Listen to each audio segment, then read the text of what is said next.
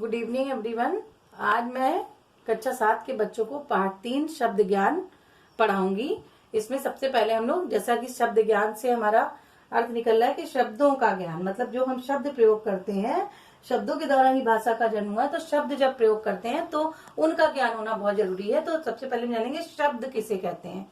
दो या दो से अधिक वर्ण से मिलकर बने सार्थक समूह को शब्द कहते हैं। सार्थक से मतलब जिसका अर्थ निकलता हो, वो शब्द जो होते हैं वो हमारे शब्दों के अंतर्गत आते हैं। जैसे ना प्लस आ प्लस दा प्लस बड़ी ई इक्वल नदी।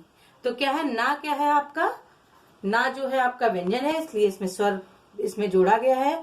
फिर दा है, दा के साथ बड़ी ई आपका व्यंजन जुड़ गया है मात्रा के रूप में, तो आपका नदी बन गया। नदी जैसे ही कहते हैं तो आपको समझ में आता है कि नदी जहाँ पानी बहुत होता है उसे नदी कहते हैं। शब्दों के भेद। अब शब्द कितने प्रकार के होते हैं? शब्दों के 4 भेद हैं। अर्थ के आधार पर पहले हैं, 4 भागों में बांटा गया है शब्दों को। अर्थ के आधार पर, प्रयोग के आधार पर, व्युत्पत्ति के आधार पर, उत्पत्ति के आधार पर। अब इन 4 भागों में भी, इन 4 भागों के भी अलग अलग भेद है। तो पहला है अर्थ के आधार पर। देखिए, अर्थ के आधार पर शब्दों के 2 भेद होते हैं। पहला है सार्थक शब्द। सार्थक शब्द क्या होते हैं? सार्थक शब्द वे शब्द होते हैं जिनका कोई ना कोई अर्थ निकलता है, मतलब सार्थक अर्थ निकलता है, बोलने से समझ में आता है कि क्या बोल रहे हैं। उदाहरण जैसे पानी, घर आदि। अब घर बोलते हैं तो तुरंत कोई भी व्यक्ति वो जान जाता है कि जहाँ व्यक्ति रहता है, रहने का स्थान उसका है, उसे घर बोलते हैं। निरर्थक शब्द। उदाहरण, निरर्थक शब्द क्या होते हैं? निरर्थक शब्द वह शब्द होते हैं जिनका कोई अर्थ नहीं निकलता है। इसे अधिकतर साधारण बोलचाल की भाषा में हम लोग बोलते हैं। जैसे हमने बोला पानी, वाणी, तो पानी तो आपका सार्थक शब्द हुआ। वाणी क्या हुआ? वाणी निरर्थक शब्द है, इसका कोई मतलब नहीं है। घर, वर, तो घर तो हम समझ गए कि घर जाना है भाई, या घर पे रहना है। वर क्या है? तो वर कोई नहीं जानता। वर मतलब निरर्थक, इसका कोई कुछ भी इससे समझ में नहीं आता है, तो ये निरर्थक शब्द है। ये सिर्फ साधारण बोलचाल की भाषा में साथ में बोले जाते हैं।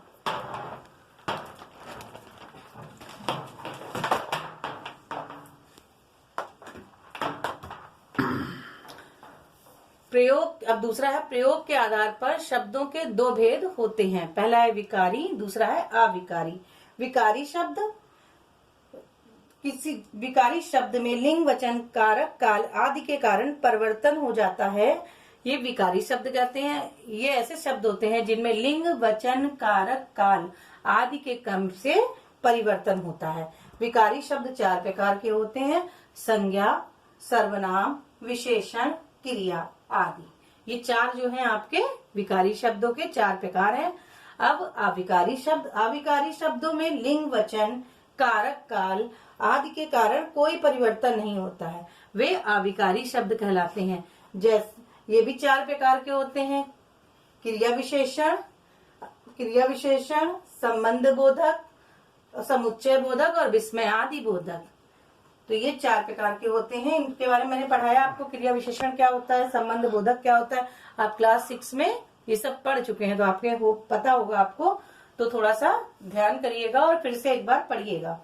व्युत्पत्ति के आधार पर शब्दों के 3 भेद होते हैं। तीसरा आपका शब्दों का कौन सा भेद था? व्युत्पत्ति के आधार पर। तो कितने भेद है? 3 भेद होते हैं। रूढ़ शब्द, यौगिक शब्द, योग रूढ़ शब्द। तो रूढ़ शब्द कौन से होते हैं? ऐसे शब्द जिनमें कोई जोड़ नहीं है लेकिन वे अर्थ में पूर्ण है, रूढ़ शब्द कहलाते हैं। ऐसे शब्द जिनमें कोई जोड़ नहीं है, मतलब जोड़ जिनको अगर तोड़ा जाए तो वो उनका कोई महत्व नहीं रह जाता। जैसे नाक, ना और का, बड़ा और का को अलग कर दिया जाए तो कोई अर्थ नहीं रह जाएगा उनका।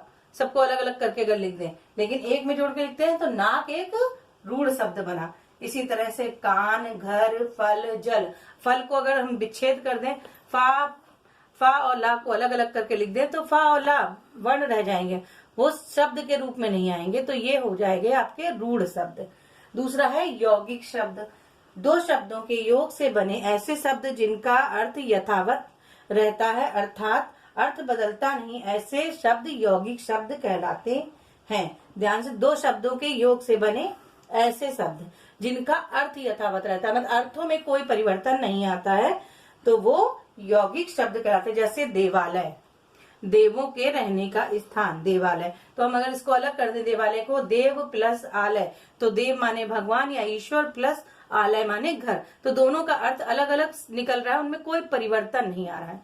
तो यौगिक शब्द ऐसे होते हैं जो दो या दो से अधिक जुड़ने पर कोई भी अर्थ में परिवर्तन नहीं होता, वो शब्द यौगिक शब्द हैं। योग रूढ़ शब्द, योग रूढ़ शब्द जो शब्द दो या दो से अधिक शब्दों के योग से बनते हैं, दो या दो से अधिक शब्दों के योग से बनते हैं और किसी विशेष अर्थ के लिए प्रसिद्ध हो जाते हैं।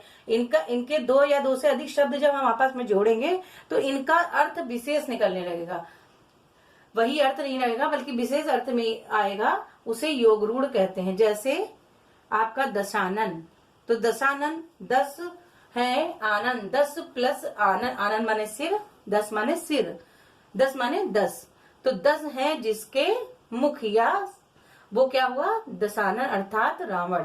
तो रावण एक क्या है, विशेष अर्थ में आ गया, तो इसलिए योग रूढ़ शब्द है। उत्पत्ति के आधार पर, अब आपका चौथा पॉइंट था उत्पत्ति के आधार पर। उत्पत्ति के आधार पर शब्दों के 4 भेद होते हैं। इसके 4 है, पहला है तत्सम, दूसरा है तद्भव, तीसरा है देशज, चौथा है विदेशी।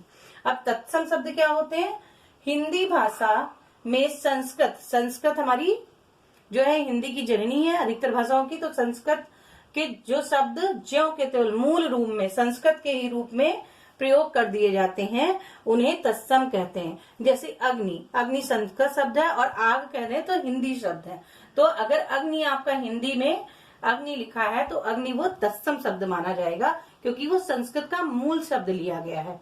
इसी प्रकार से तद्भव, तद्भव शब्द जो तत्सम शब्द हिंदी भाषा में आकर कुछ परिवर्तित हो गए हैं उन्हें तद्भव कहते हैं। जैसे अग्नि का आग, हिंदी उसकी निकाल दीजिए, उसको परिवर्तित कर दिया गया आग के रूप में, तो आग है, तो उसका मतलब जिसका अग्नि का आग, सर्प का सांप आदि, ये सब क्या है, तद्भव शब्द होते हैं जो हिंदी में परिवर्तित होकर प्रयोग हुए हैं।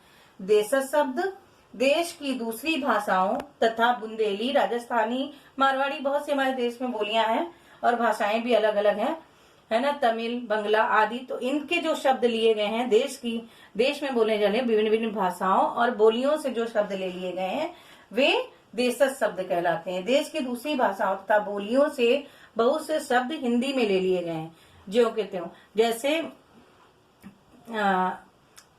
ऑफिस, तो ये अंग्रेजी शब्द है ना, इन्हें देशज कहते हैं। जैसे लोटा, थाली, कटोरी, पेड़, चप्पल आदि, ये सब क्या है, ये अलग अलग भाषाओं और अलग अलग बोलियों की जो हमारे देश में बोली जाती हैं, भारत देश में, उनसे लिए गए हैं, तो ये देशज शब्द। विदेशी शब्द हिंदी में जिन शब्दों का आगमन विदेशी भाषाओं से हुआ है, तुर्की, उर्दू, फारसी, अंग्रेजी आदि, तो ये शब्द क्या कहते हैं, विदेशी शब्द कहलाते हैं, विदेशज कहलाते हैं। जैसे आदमी, अमीर, कैंची, कालीन, नोटिस, दर्जी, दोस्त, अभी मैंने ऊपर बता दिया था, सॉरी, जैसे कि ऑफिस, तो ये सब क्या है, ये इंग्लिश का शब्द है ऑफिस, तो ये सब विदेशों की भाषाएं हैं, तो ये विदेशी शब्द कहलाते हैं। मैं आपको पीडीएफ दूंगी इसके बाद, तो पीडीएफ आप लोग तत्सम तद्भव का मैं पीडीएफ दूंगी, वो आप लोग लर्न भी करेंगे और अपनी रफ कॉपी पे लिख के उसके बाद में तो उसको याद कर लेंगे सारे तत्सम तद्भव। और ये आप फिर से ये चैप्टर का मैंने पीडीएफ दिया है, इसको एक बार फिर से पढ़िएगा जिससे आपको समझ में आ जाए। धन्यवाद।